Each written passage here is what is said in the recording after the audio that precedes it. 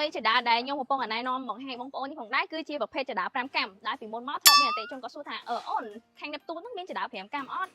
តែវគ្គមុនគឺយកមានទេឥឡូវតើតែចូលស្តុកថ្មីក្តៅៗតែម្ដង Hello សួស្តីបងប្អូនទាំងអស់គ្នាស្វាគមន៍មកកាន់វីដេអូថ្មីថ្ងៃហ្នឹងនាងខ្ញុំនឹងនាំអារម្មណ៍បងមកទស្សនាអំពីការ review ប្រភេទចដាអាំងទឹកតែម្ដងបងប្អូនសម្រាប់ចដាអាំងទឹកនេះផងដែរបងប្អូនដឹងទេថាអាំងទឹករបស់បងអាំងទឹកប្រភេទអីគួរប្រើជាមួយនឹងចដាដែក stainless steel ប្រភេទណាថ្ងៃនេះខ្ញុំនឹងណែនាំបងប្អូនថាគួរប្រើប្រភេទមួយណាអញ្ចឹងសម្រាប់អាំងរបស់បងបើសិនជាអាំងជាប្រភេទអាំងទឹកសាបធម្មតាបងអាចជ្រើសរើសប្រើប្រភេទពួកដែក inox 304បានប្រភេទដែក inox 304នេះគឺវាអាចប្រើស័ក្តិសមសម្រាប់អាំងទឹកសាបហើយមួយវិញទៀតបើសិនជាអាំងរបស់បងជាប្រភេទអាំងទឹកប្រៃ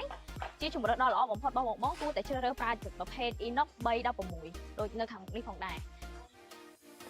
ហើយចដាដែលខ្ញុំកំពុងណែនាំមកឲ្យបងប្អូននេះផងដែរគឺជាប្រភេទចដា5កាំដែលពីមុនមកធ្លាប់មានអតិថិជនគាត់សួរថាអូនខាង Neptune ហ្នឹងមានចដា5កាំអត់តែវគ្គមុនគឺយកមានទេឥឡូវតើតែចូលស្តុកថ្មីក្តៅៗតែម្ដងអញ្ចឹងចដានេះគឺចដា5កាំអញ្ចឹងសម្រាប់អាំងបងណាដែលបានរៀបចំពីមុនមករួចរាល់ហើយប៉ុន្តែអត់ទាន់មានចដានៅកន្លែងទឹកជ្រៅអាចជ្រើសរើសយកចដានេះទៅប្រើពិតជាស័ក្តិសមមែនតើព្រោះវានៅក្នុងការប្រើប្រាស់ចដានេះអាចធ្វើឲ្យអាំងរបស់យើងនឹងមានសភាពវាមើលទៅវារៀង premium ហើយវាជួយសន្សំសំចៃ space ផងដែរព្រោះនៅពេលដែលយើងយកទៅតម្លើងទៅយើងគ្រាន់តែចាប់នៅមាត់អាំងហើយជាមួយនឹងកន្លែងបាតអាំងហ្នឹងទៅគឺប្រើបានទេអញ្ចឹងបើសិនជាបងមានអាំងរាក់តែកុំបារម្ភអាំងរាក់គឺយើងមានចដាត្រឹម2កាំឬក៏3កាំឬក៏4កាំសម្រាប់បងផងដែរអញ្ចឹងចដារបស់យើងមាន2ប្រភេទ inox 304ជាមួយនឹង inox 316ចឹងបើបងអាំងទឹកសាបប្រើ inox 304បើអាំងទឹកប្រៃប្រើ